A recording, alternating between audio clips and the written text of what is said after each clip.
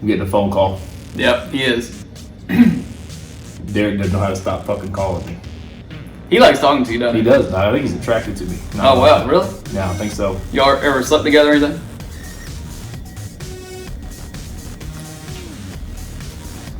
Alright. What's up? I'm DJ. And I'm Fax. Welcome to today's episode. You are now running with the few.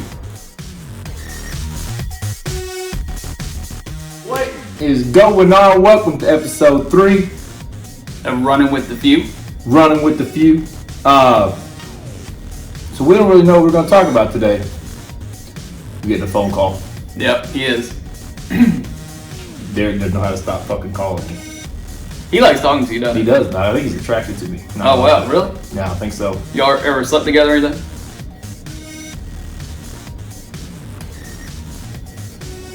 Alright, so listen. So I found this quote on Facebook, actually. I found it, and when I read it, I was like, you know what?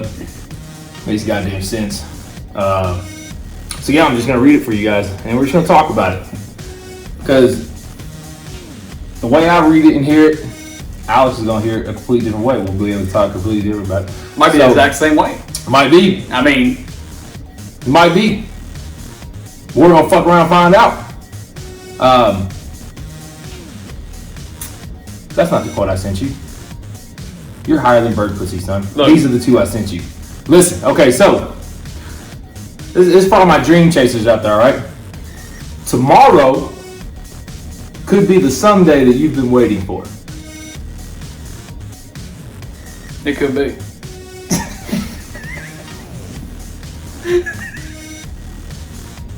Or it could not be. I mean, shit, you know? That's not the response I thought you were going to have off that. No, what it really means, though, is like, tomorrow's really not guaranteed. It's not. In general, and that's not even on like some religious shit, on some like hopeful shit, positive shit. You just don't know. Tomorrow's not guaranteed to be a positive day, to be a negative day, to be a loving day. Well, I knew today was going to be kind of a negative day for me, literally all week building up to this day. But today's the day Brian died 2 years ago. So, great guy. We've been dealing with that all day. But no, you're absolutely right. Tomorrow's not. And see, that's why. And people will sometimes tell me they're like, they almost think I'm like reckless or like I don't care.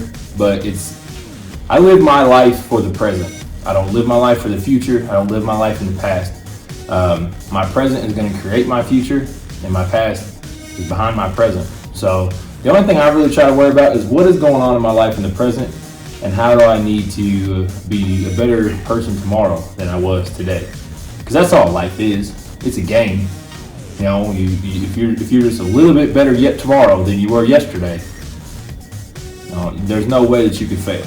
So it's like Russian roulette, but you don't need the ammo. You can keep rotating. Yeah, you just keep rotating. I mean, if something fails, and you know what I mean. So yeah. I think well, and I'm gonna get these wrong, and the Michael Jordan fans are gonna be in the comments. They're gonna be like, "Oh, you're a fucking idiot, you slapdick motherfucker." And I'm like, "Well, it is what it is." They're gonna do a thumbs down. So Michael Jordan shot, I think, 974 potential game-winning shots. Right? He made 164 of them.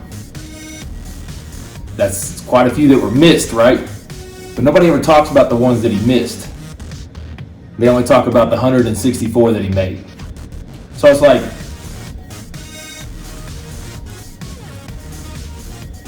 why be afraid to fail? You know what I mean? Right. So, but LeBron James is the greatest of all time. Not for debate.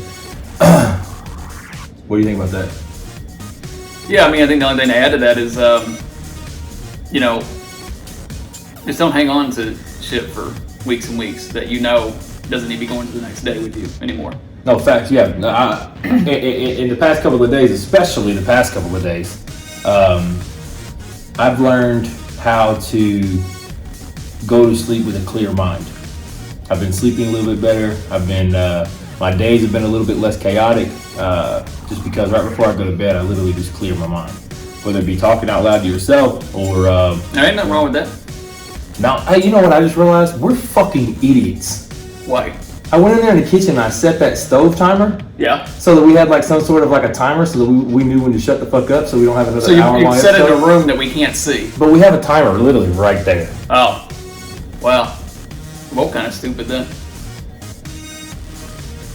But we're doing a great podcast. We are. I think it's a great podcast. So. Literally can't nobody tell us shit. No, not at all. Because tomorrow could be the someday that you've been waiting for. And so we're trying to create that someday. You know, we both eventually want to be some type of entrepreneur or business owners of some type of something. So we're trying to chase that dream and open doors. We don't really know what it is, but we know there's something's calling us. Yeah. And that door's going to open eventually.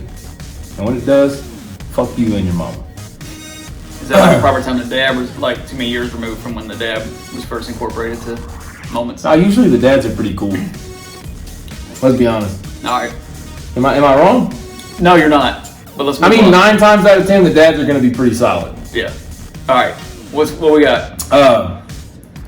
Forever humble because I know I could have less.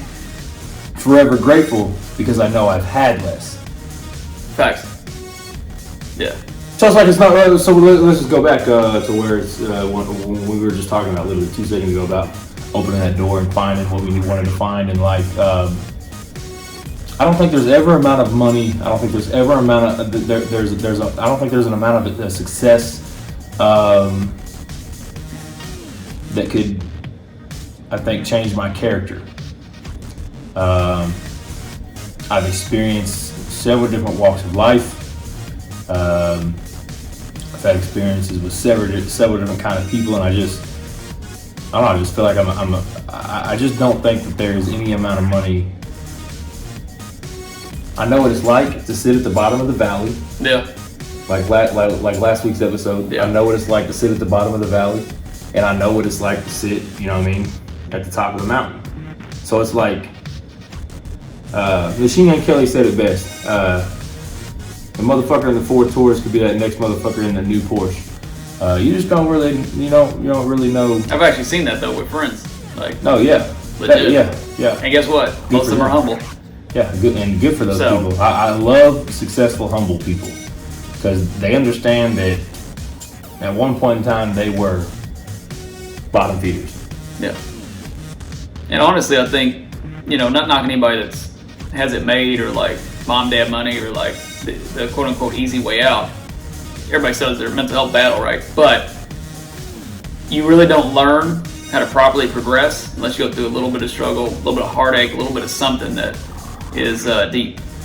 Because then you don't really know your true character and like what matters. You know what I mean? Like if you're just winning all the time, you're gonna have an ego probably, right? You're not really gonna appreciate the real ones in your life, and you can get any real ones through the money and the fame and all that. But if you even struggle, even if you are like rich and all that, and you hit the bottom, because I mean you can go bankrupt, things happen. Like you don't have that little bit of moment though to like interact with your inner self, to like really understand who the fuck you are. And I think interactions even with people, you kind of learn more and more about yourself. Like, yeah, I don't want to be around that. Okay, yeah, I love that vibe. Yeah, I like that place. Like sometimes you just don't even get out of yourself until like people invite you out places. Yeah. So I'm actually glad you brought that up. So I did see this thing. It was a video. It was like a video clip on the. It was either Instagram Reels or Facebook Reels. It said, "My grandpa walked to work," or no. My grandpa walked to work. My dad had a Cadillac. His son had a Mercedes, but his son will walk again. Exactly. So basically, it's the generational thing. It's so like strong times or like tough times create strong men, right? Strong men create easy times, right? Easy times create weak men. Weak men create tough times. So it's one of those things like, my grandpa walked. My dad drove a Cadillac. His son drove I keep saying mine. Grandpa walked. Dad drove a Cadillac. His son drove a Mercedes. The next generation will walk again. Simply so. Oh, that was perfect. Perfect tie-in. Yeah, and it's like evolution in general. Like, as weird as it sounds, like your whole family tree can be alive still in that little chapter of the one you mentioned, but like comes back. Yeah. And I don't think, I think it's fine. Like if you're a hardworking parent, you blew up, you know, whether in music or entertainment or whatever it is, and you like give the world to your kids or your mother or father or whatever. That's fine because everybody in your circle needs to be rewarded if you made it because they have some part that they played. Facts. If you're sitting at my table whenever there's no food on the table, you're definitely going to be sitting at my table when there's food on it. Yeah, and I think the other side of it is like, but you shouldn't just constantly be rewarding. Like on the kids side, I feel like because they're just going to grow up and just know that, and then when you're gone, they got nothing to stand on but your gifts. Well, that's one thing I like. And I'm not going to even bring the story up because I don't know the story, but like Shaq makes his kids work for a lot of the shit that they get. And Shaq's one of the most giving people there is, but he understands that generational, like, you know, dad drives a Cadillac, but his son will walk type deal. And it's one of the things like that is exactly how it should be. I feel like I'm a parent, but if obviously your kid or relative or somebody's in a bad way or something really bad happens, like, yeah, I got you. You know. Yeah. No, 100%. Yeah, this part's probably gonna get cut out because we're just sitting here and we're just looking at each other. We're not really doing anything. I mean, you're going back quotes right now, and not all of them are gonna be quotes. Hey, listen. So I know what we could talk about, and we'll just cut right back into there. All right. It was a quote that I saw. It said, and it really opened my eyes. Because there for a little while, I was kind of like, and I don't want to go backwards onto like the men's mental health type deal. Yeah, but I mean, that's but there for a little while, kind of didn't want to love again, right? But I seen this quote, and it says, "Love doesn't hurt people. People that don't know how to love hurt people." So it's not the love that you should be scared of, because love does not hurt people. But when you confuse people who don't know how to love with love, I mean, you can't confuse the two. You gotta keep those two separated. Or people that use it to gain something, like I love you, There's you're a special the best, place in hell, etc. Like that. And then like There's a special place in hell. Once you give it, and like they level back up, or they're feeling their confidence back, or they feel like they're special, or they get something in their head from that, then they'll take off with that. And like you can go ahead and go. Yeah, like maybe one night they'll be missing you. This and that. They'll be alone. You know, whether it be an apartment or a house, they'll be alone, and they'll have a lot on their mind, and they'll send you that "Hey, I miss you" text, and then you guys will fuck around with each other for a few weeks. But once they fill their tank back up, that tank's a motherfucker. Once they fill that tank back up, and they're not so empty no more, then it's like, you know, they push you right back off to the side until their tank's empty again. They use you as a fucking Circle K gas station. Ain't that a bitch? And we ain't even had no big slurps since episode 1. Yeah. Ain't had no big slurps. Fact. But also too with that whole situation, that topic, it's wild to me that people like go out of their way to do that shit to somebody, but then they know your value because that's why they come back to you. They know you got that quality. That's like something that could really be long term, and it's a lot about the short term, long term. People talk about all short term relationship. You're just having sex, you're just doing things. Long term, you know, getting married, having kids, things like that. And those are the goals that are split sometimes. But what people don't realize on both sides is like if you're dating somebody that's like potentially a long term person, and they're genuine, they give a fuck about you. Yeah. They're worthy of everything. There's no drama, nothing's really toxic. You're gonna fight from time to time, doesn't matter who it is. But if it's nothing that's bad, why can't you change yourself to realize like this is probably my one shot to change not only myself but really have like a connection? Yeah, you know? and I actually I full-fledged jumped in head first with my last relationship and did that to where I was like, at one point in time I was like, no, like I fucking really want this shit. Yeah. You know what I mean? Yeah. Like you start thinking about like, and it didn't work, but it didn't fail at the same time. Like so, when I did that, I learned that the power of love comes in many different forms. So like, there's no doubt in my mind, I know exactly what I'm looking for, and when I find that shit again, it's my last. Yeah. My next relationship is my last because I'm not getting into another relationship unless it's that. Yeah. Unless it's like and And I literally was just talking to myself in my truck today. I talk to myself a lot. I'm not fucking crazy.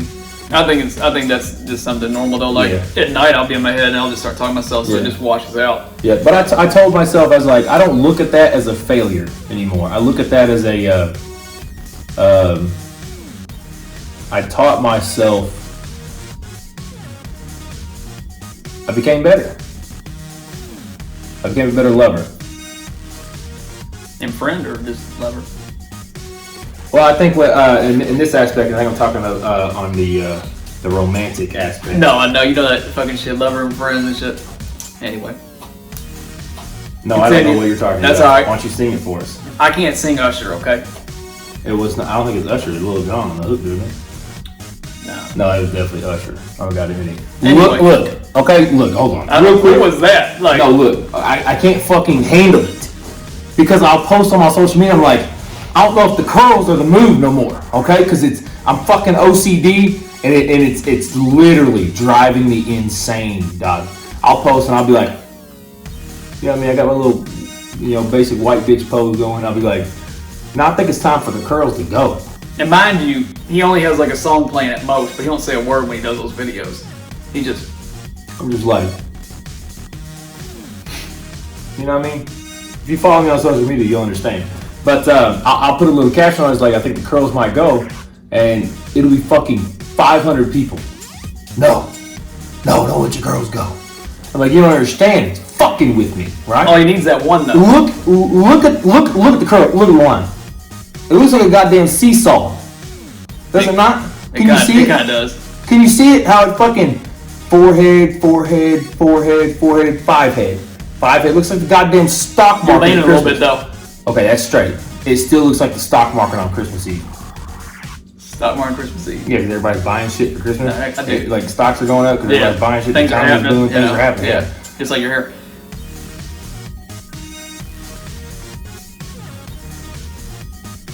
This is what I'm talking about. Okay. But then you look at mine. I got Evel Knievel Spice all in this bitch, and then everything just. Alex doesn't know it, but he's getting a painted on beard and a painted on beard. Well, it's not really paint. They use this like You guys have. I'm gonna be a canvas. No, they use this like spray, and it gives you that fucking solid. You know what I mean? It looks really good. We're getting you that, and then we're gonna try the hard part comb over on Alex's hair. Alex says, "I'm just here for the good time." I mean, I'm just here. Honestly, when I'm looking at you might just have like a fade down the side. Just leave the top how it is. You got some gray hair. You an old ass motherfucker, ain't you? No, I had gray hair in my early 20s. Though. Stress a motherfucker. Let me tell you. It's in the beard too. It is in the beard. Kind of shines though. Like it's kind of like an SOS. Like if I get lost, you know what I mean? No, that was the stupidest shit I've ever heard. All right. On that note, we're gonna end today's episode. We appreciate you guys coming out. You know what I mean? I'm not gonna say that because Alex is about to say that in the next clip. Hey y'all, appreciate you for tuning in today's episode. I'm Fax. And I'm DJ. And you've been running with the few. Damn straight you.